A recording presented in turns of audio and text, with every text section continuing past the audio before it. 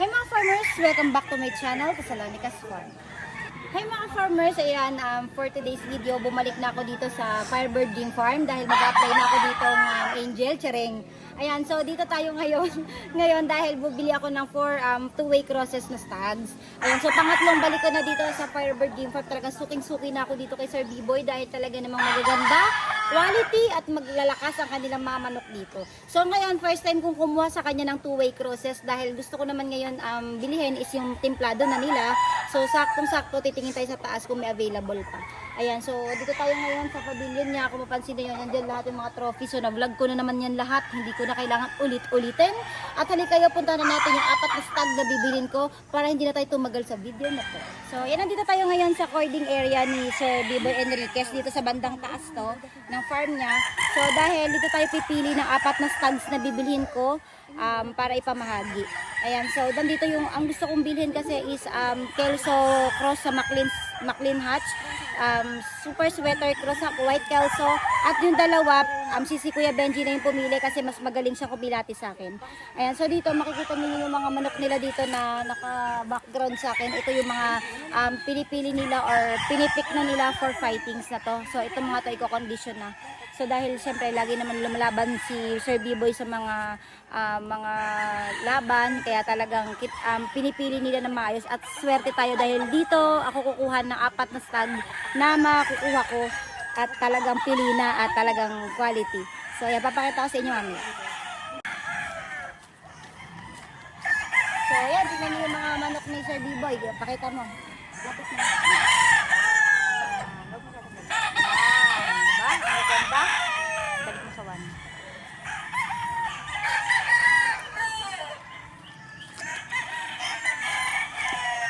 So, punta tayo kay Kuya Benji. Dala niya na yung 4 na stag na kukuha niya natin.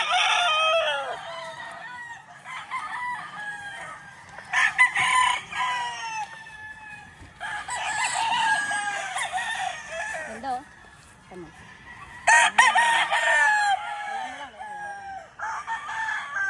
May puti.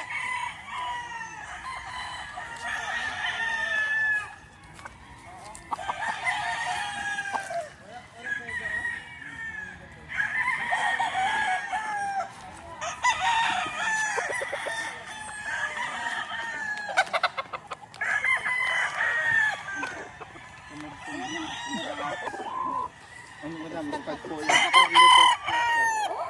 Ang laki na ng katawan. Stag pa lang eh, pero ang laki nga ng manok na oh. Ito naman po sa ano to. Red Kelso po siya sa McLean. Talagang pinangahalo niyo yung McLean na. Maganda kasi talaga yung McLean Hatch. So yun nga yung ipinamahagi din sa akin ng Bicol Golden Crown Game Farm na may hilig bumili ng mga imported na manok. So McLean din talaga yung pinagmamalaki nila, magaling talaga. So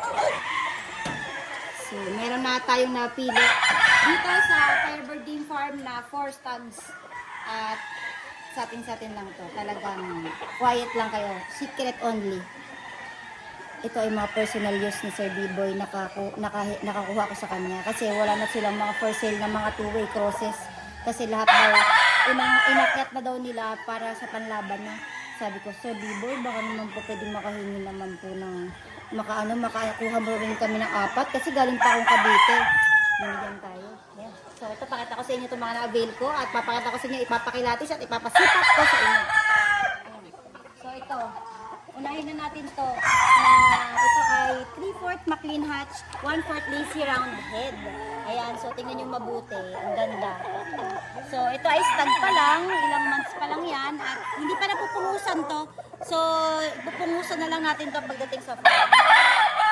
Ayan, so ang kilala kasi din ng round head sa sobrang galing din sa patama or sa pointing, magaling sila pumalo, mataas. So tapos yung McLean Hatch, isa yung McLean Hatch na bloodline talaga sa lahat ng pinipili ko na pang cross kasi napakaganda rin ang McLean Hatch. Ayan ay mga tagpanalo. Ito. So ito naman, pangalawa. So ito ay 3/4 red Kelso, 1/4 McLean Hatch. So hindi mawawala yung McLean Hatch. So pakita mo. Ayan. So sa ito yung mga to kinuha sa taas halos ng farm. So sa cording area nila, ayan, mga personal use na rin yan ni Sir B-Boy. Ayan, buti na lang nakapamahagi tayo ng mga two-way crosses. Ayan, so ito 3/4 white kelso, 1/4 red, super sweater. Itong mukuting to, gano'n tapang. Kaya nga may super, di ba? Kasi matapang yan.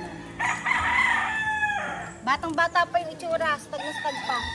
So ito naman yung 3/4 white kelso, 1/4 McLean Hatch. Ito yung pinaka-favorite ko sa lahat na nakuha ko. Ayan, so perfect siya.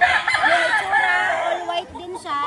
Tapos nahaluan pa siya ng McLean Hatch. So talagang tingin ko to napakaganda nitong manok na to. Ayan, syempre, maganda yan dahil galing dito sa Firebird yun. Kayo lang kasi nakakaalam if maganda o hindi eh. Pero maganda po ba? Kung bata-bata pa ako, nagaganda ako sa Sir, bibi pala biro. Pero maganda po. Magaganda. Hindi ako po, yung tinatanong ko. Ako po. Oo, siyempre. Sabi ko nga, kung bata-bata ako, niligawan ako kita. Parang biro talaga to si Sir B-Boy. Ayan. Balik ako ng balik dito sa farm niya kasi magaganda yung mga materials. Ito, Sir B-Boy, check mo. Binitaw niya. Opo, binitaw po nila Sir Benji kanina. So ito po, lacy Cross ito sa siguro Lace rounded. Mexican black. Hindi, lacy rounded ito. Tapos lacy. 3/4 McLean. Mabibilis yan, wala tampa. Mabibilis at manatamba. Oo. May lipad din yan. May lipa din ang McLean and lacy rounded. Ano po ba yung ano ng lacy rounded? Anong quality Kay Dan Gray galing yan. Cutting. Cutting skill. Parang red kelso namin, ganun din. Okay, so yun, perfect na to isa. Okay. Etong pangalawa, sir, ano to? Sweater, naka-cross. Cross Sweater. sa sweater. Ayan. Super sweater. Tapos 3/4 white kelso. Yun ba? Ano to, sir, no? Super sweater? McLean, 1/4. 1/4 Kasi McLean. kulay orange. Ay, ibang hindi sinusunod yun. Hindi sir, kasi kanya-kanyang po kasi sa Ranger yan ng ikabit. Ito, sir, anong katangayan tong two-way na to?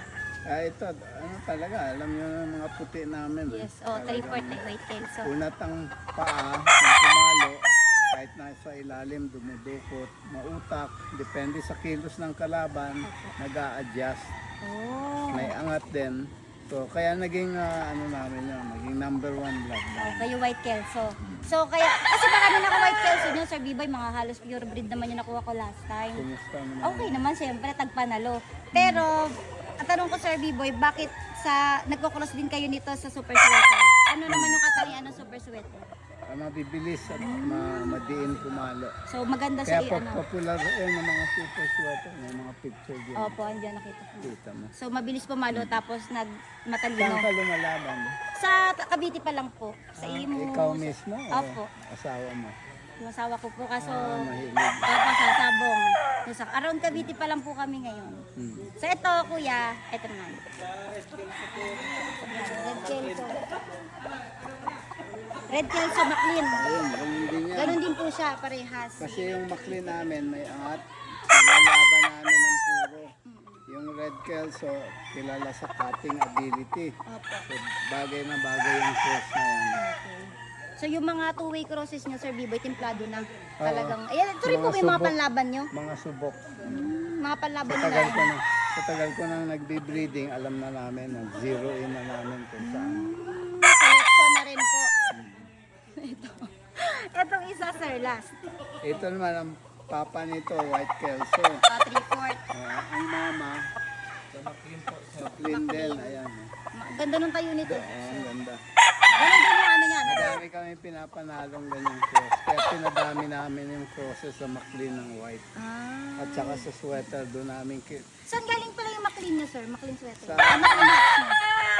Harold Brown bloodline niya galing Amerika.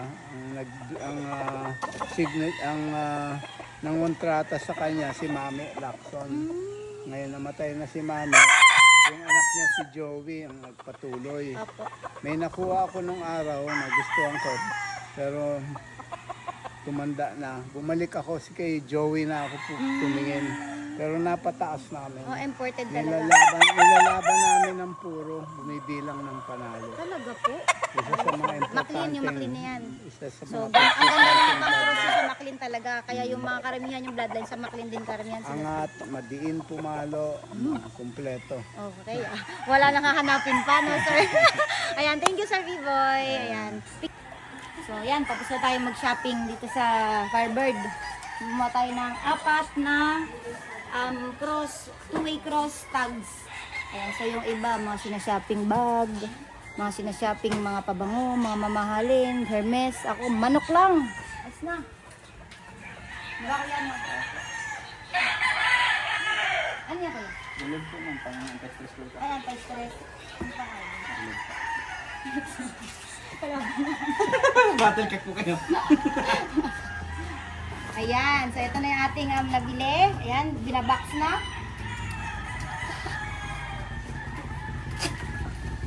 Kapatong nito. So,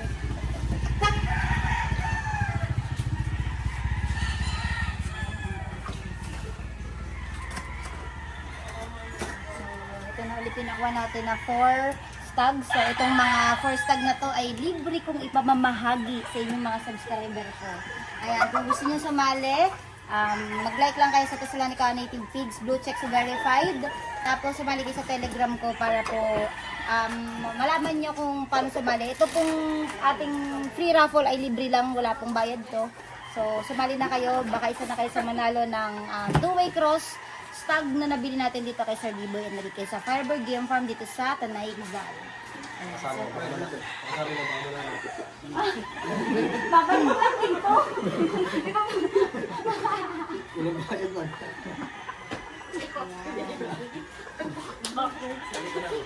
So talagang pinili ko to, tsaka talagang inano ni Kuya Benji. Ayan, shoutout muna kay Kuya Benji. Ayan, Kuya Benji. laging natulong sa atin sa pag mahanap ng mga magagandang manok dito sa kanilang farm.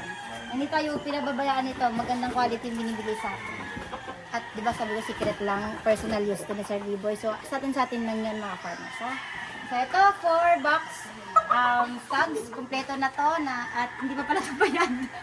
Ayan, so pero may mga papel din to na katunayan, halos parang certificate pa dito nang galing sa wing band number and yung kanilang bloodline. So nakasulat yun sa paper.